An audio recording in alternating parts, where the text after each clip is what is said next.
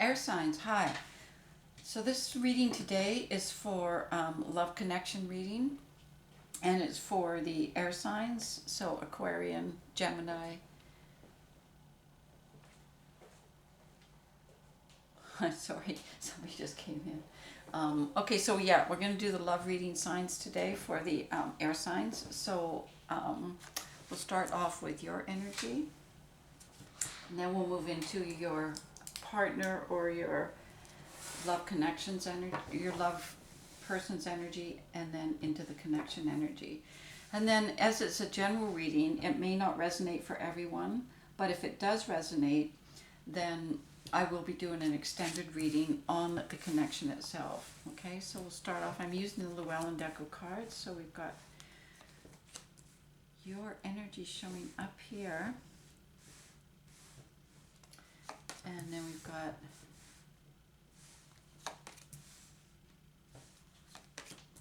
your person's energy. So once again, Aquarius, Gemini, and Libra. Right. Okay, so I will be doing clarification, and I'll be using the Wisdom of Avalon for the clarification here. So we've got the King of Pentacles, Eight of Wands, Knight of Pentacles, Seven of Pentacles. Interesting. All right. This is very much about your personal energy. Air signs. We've got the King of Pentacles. So what I'm getting here with the King of Pentacles, well, just right off the bat, what I'm getting is this is definitely about opportunities coming your way. It's about building your future. It's about building your foundation and kind of stabilizing, your situation financially, economically, business-wise, house-wise.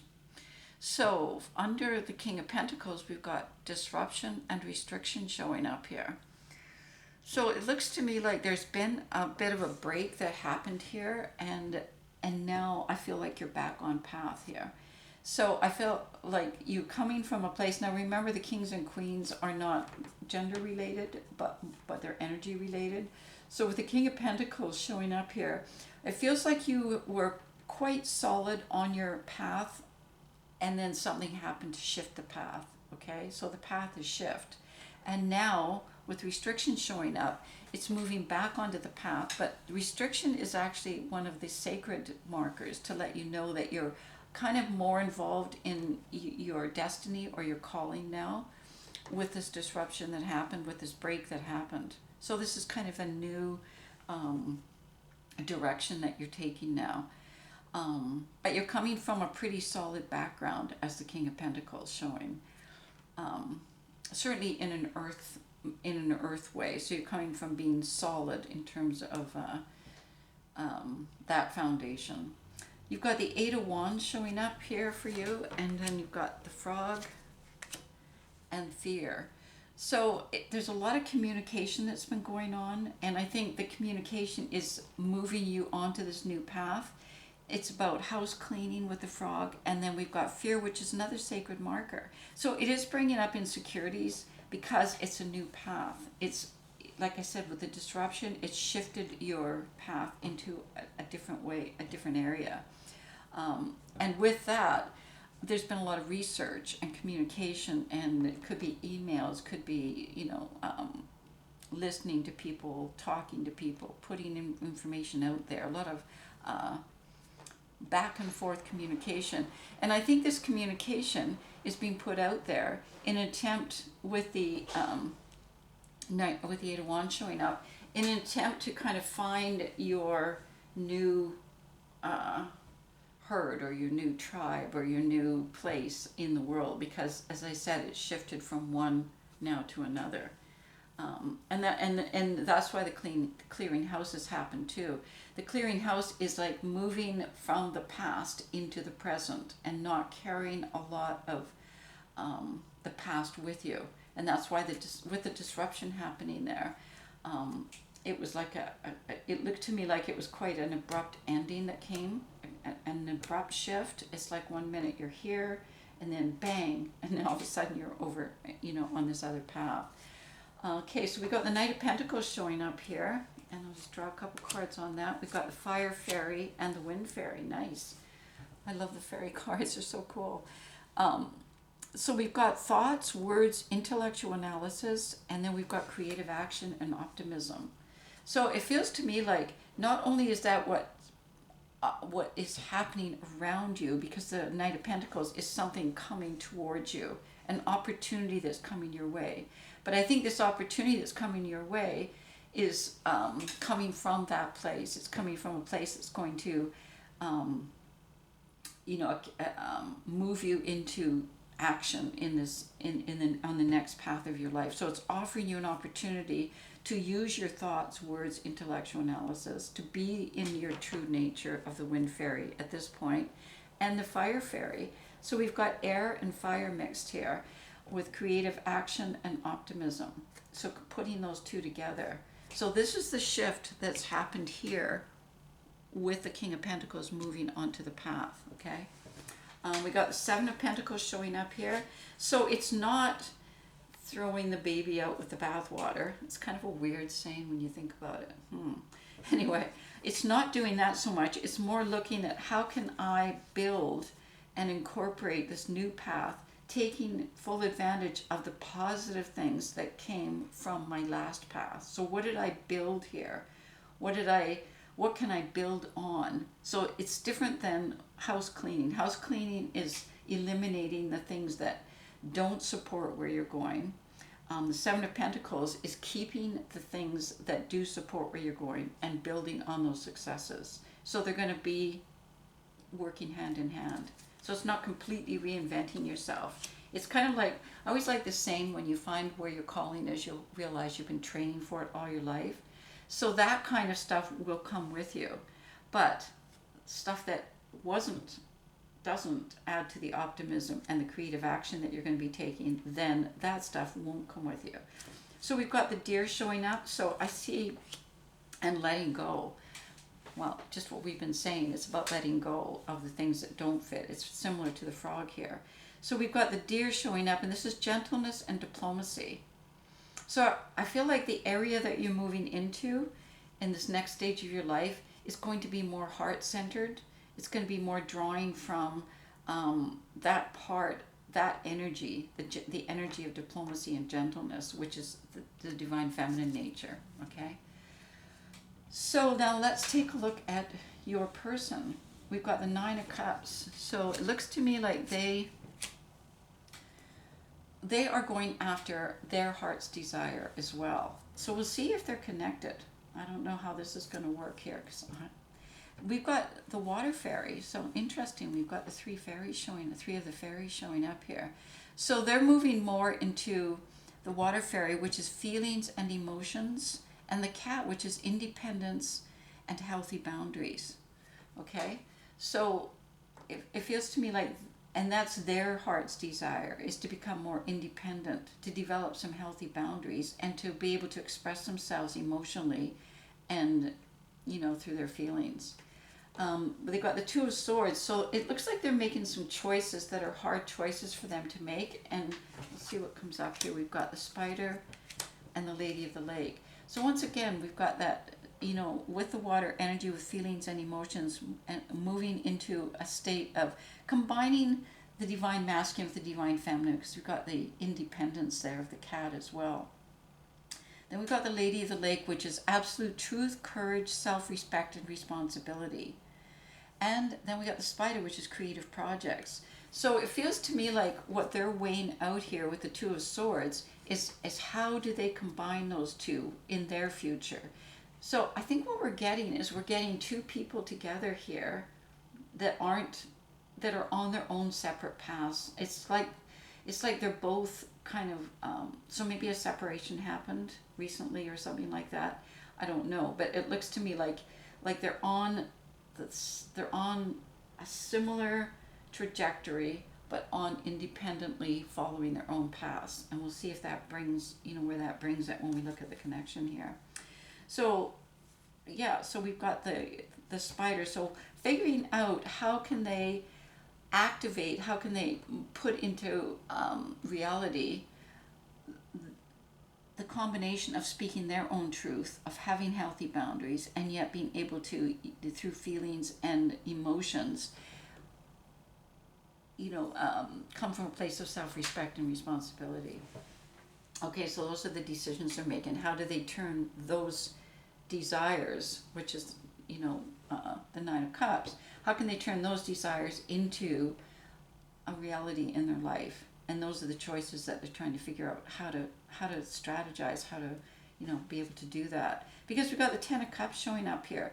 So it feels to me like they want to shift their entire kind of state of being, their life, their, community, their family, whatever, into a more feeling, more emotional, more divine feminine state. And then we've got you, as I said, moving more into your divine feminine as well. So we've got the Raven and love. So the Raven is magic, coincidence, and synchronistic events. So what I'm getting here is that as they're trying to make some choices and decisions of how to do this, how to put these things together in their life, as much as you are here too, because don't forget we had keeping the positive things from the past and moving them and letting go of the things that don't fit. So we've got a similar thing happening with this person around keeping the things but developing healthy boundaries around themselves and being able to make their own choices independently as to where they're going to follow and create their lives. And love is one of the things that they want to incorporate more into their entire being. And so maybe not so much ambition, maybe not so much the divine masculine part. Maybe this is now more about, as I say, bringing in the divine feminine into their complete life, which is the Ten of Cups. So we've got the High Priestess here. So this is cool. We've got the King and we've got the Eagle. So bringing in intuition which is coming from the divine feminine as well. So we got the divine feminine, the heart's desire, wanting to incorporate that more into their life. The divine feminine in your part, wanting to incorporate that more into your calling. But then we've got the King here. So not throwing out the divine masculine energy, but using the Eagle to guide the King with spirit, integrity, and connection to the angelic realm. So basically, this is a really interesting parallel here between them. Now, I don't know, I can't tell you, we'll do the connection, but I don't know whether this person and you are together, or even if you know this person. We'll see when we get into into the connection here. But interesting parallel going on for sure. Very interesting parallel. But having to be done independently from the looks of things, what I'm seeing. Okay? In other words, you're not doing it as a couple. You're doing it individually. Now, will this bring you together? Let's check it out. We've got the Queen of Swords, the Four of Swords, and the Moon. All right, so on the Queen of Swords, we've got the Hawk and the Wasp. So in the connection, it seems to me that what's happened here is there's been a lot of anger, retaliation, and jealousy that seeped into the connection. And we've got omens and messages coming out there too, next to the Queen of Swords.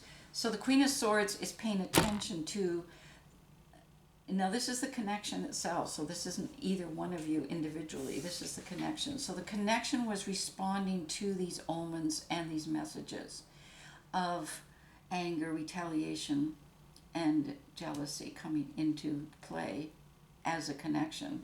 Now that may have caused the individuals to then move into a state of separation and individuality here.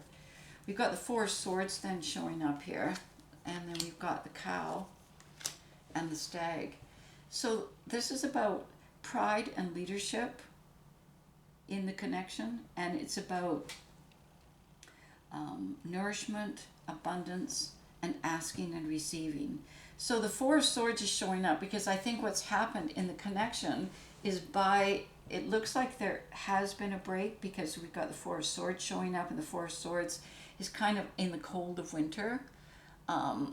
and not in the warmth of the heart. So in the cold of winter, kind of isolated, but getting a vision of a connection. Now I'm not saying it's this connection yet, but definitely a vision of a connection that involves combining nourishment, asking and receiving, and abundance with leadership. So bringing the tribe together, bringing the beings together that fit together, okay? Bringing the group back together, but in a vision that allows for abundance and not what happened here with the Queen of Swords. So the connection itself is beginning to see through the omens and the messages as to what happened to it, and now is wanting to follow a different vision that came when the people in the connection were separate. Okay, so we got the moon showing up here, focus, and the Queen. So the moon tells me that there's guidance going on here, because the guidance of the moon is takes precedence over decisions and choices. So guidance is like the moon through different signs and omens and things like that is guiding this connection right now into the path that it needs to be on, which is focus. And the focus needs to be on the divine feminine, because we've got the Queen here. Okay, so this is around fertility, feminine power, friendship, sexuality.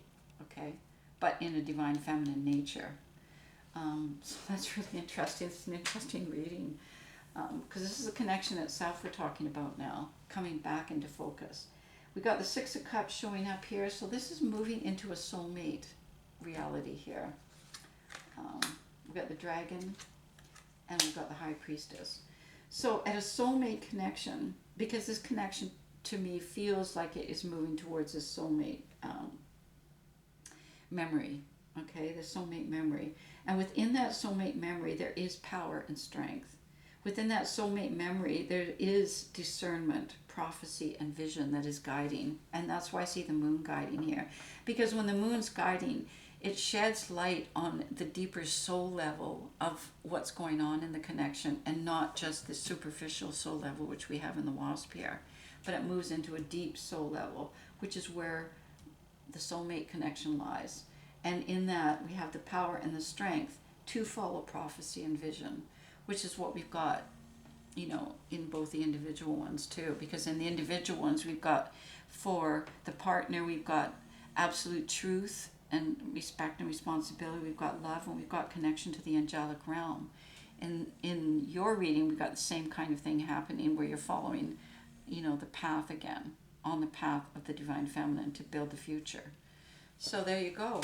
So interesting cards. I'm just going to draw 2 more cards from the Wisdom of Avalon, excuse me, for an overall reading. We've got burden and perception. So burden is kind of like finding, finding the, what do I call it, sanctuary, the sacredness of home, the sacredness of where on earth this connection can happen, right? And building that. And what it's about, the sacred journey marker, is about perception. So a shift in perception. So the perception is what's going to create the new space for this connection to exist. All right, if this resonates for you, as I said, I'll be doing an extended reading on the connection itself, and we'll see what comes out of that. And other than that, I will leave it this week. So air signs, Aquarian, Gemini, Libra, I'll see you next week, if not in the extended. Don't forget to subscribe, because then you'll have notification of the other readings I do on a weekly basis. And I'll see you next week.